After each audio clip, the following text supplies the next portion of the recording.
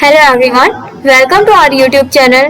Friends, आज हम सैद्धांतिक पाठचर्या के बारे में पढ़ेंगे, जिसे इंग्लिश में थ्योरेटिकल करिकुलम बोलते हैं। आज हम सैद्धांतिक पाठचर्या के बारे में पढ़ेंगे और साथ ही साथ इसके उद्देश्य भी देखेंगे।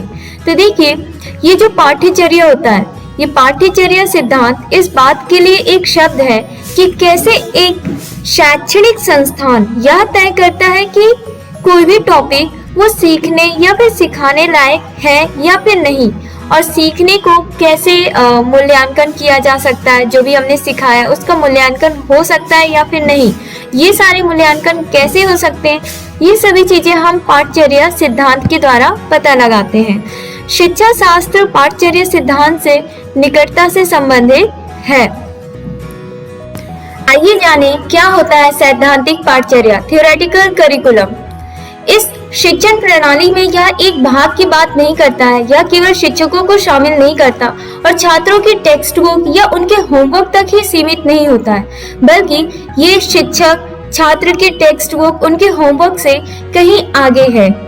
ये जो थ्योरेटिकल करिकुलम होता है, ये क्या करता है, हमारे सामाजिक के रख रखाव और छात्र के जीवन से इन दोनों के संबंध को जोड़कर रखता है। किसी भी सामाजिक संस्था की तरह यह एक पूर्ण रूप में समाज के साथ अपने संबंधों के रख रखाव के लिए भाग लेने के लिए यह एक ऐसा हिस्सा है जो उच्च शिक्षण व्यवस्था के बीच संबंध की देख रेख में एक विशेषज्ञ की तरह कार्य करता है। यह सामाजिक जीवन के एक सामान्य आवश्यकता है जो कोई भी संस्था प्राप्त कर सकती है। इस संदर्भ में सैद्धांतिक शिक्षा की ओर व्यक्तिगत समग्र बुद्धि का मतलब है कि संज्ञानात्मक, रचनात्मक, सौंदर्य, नैतिकता, एकीकरण और मानवीय लक्ष्यों और इंसानों के व्यावसायिक आयाम जो लोगों के विकास की समकालीन बाधाओं को पार कर सकते हैं, इस पाठचर्या के लिए केंद्रीय है। तो इस पाठचर्या के लिए क्या केंद्रीय है? जो मानवीय लक्ष्य और इंसानों की व्यावसायिक आयाम को पूरा करने में सहायता करे। छात्रों को विकसित करने के लिए स्वतंत्र है ये पाठचर्या और स्वयं अपना निर्धारण करने में सक्रिय है।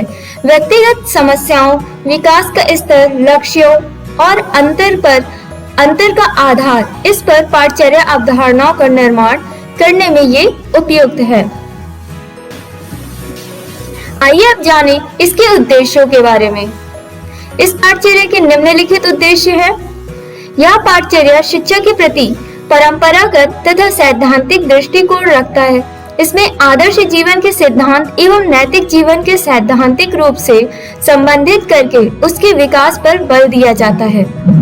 प्राचीन काल के स्कूलों तथा भारतीय गुरुकुलों ने इस पाठचर्या का सूत्रपात किया तथा इसके अंतर्गत भाषाओं, दर्शन, ज्योतिष, गणित, व्याकरण, आध्यात्म शास्त्र, धर्मशास्त्र, नीति शास्त्र, इन सभी विषयों पर अधिक ध्यान दिया।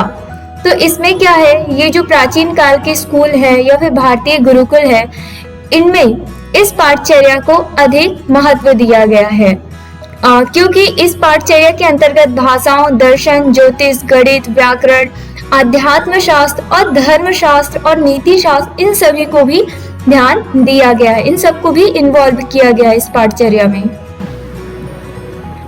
इस प्रकार की पाठचर्या का आज भी प्रचलन है, परंतु दिन प्रतिदिन इसकी उपयुक्तता धीरे धीरे कम होती जा रही है।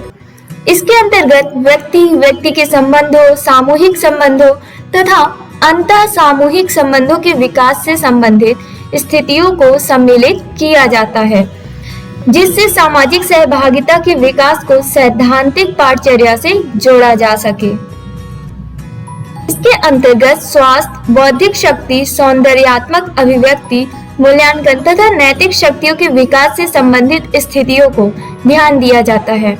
वातावरण से संबंधित कारणों एवं शक्तियों की प्रतिक्रिया क्षमता से संबंधित स्थितियों को भी सम्मिलित किया गया इस पाठचर्या में। अब कैसी स्थितियां, जैसे प्राकृतिक घटनाएं हो गई, कोई प्रौद्योगिकी से प्राप्त साधन हो गए, इन सब के बारे में बताया जाता है। आर्थिक, सामाजिक एवं राजनीतिक, इन सभी स्थितियों को इस पाठचर्या में स्थान दिया गया है।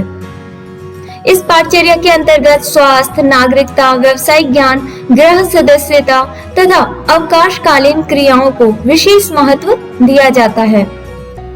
यह पाठचर्या बालकों की तत्कालिक आवश्यकताओं एवं हितों पर आधारित है। ये आवश्यकताएं एवं हित जीवन के स्थायी स्थितियों के क्षेत्र में निहित है। ओके, तो फ्रेंड्स, ये था आज का हमारा टॉपिक।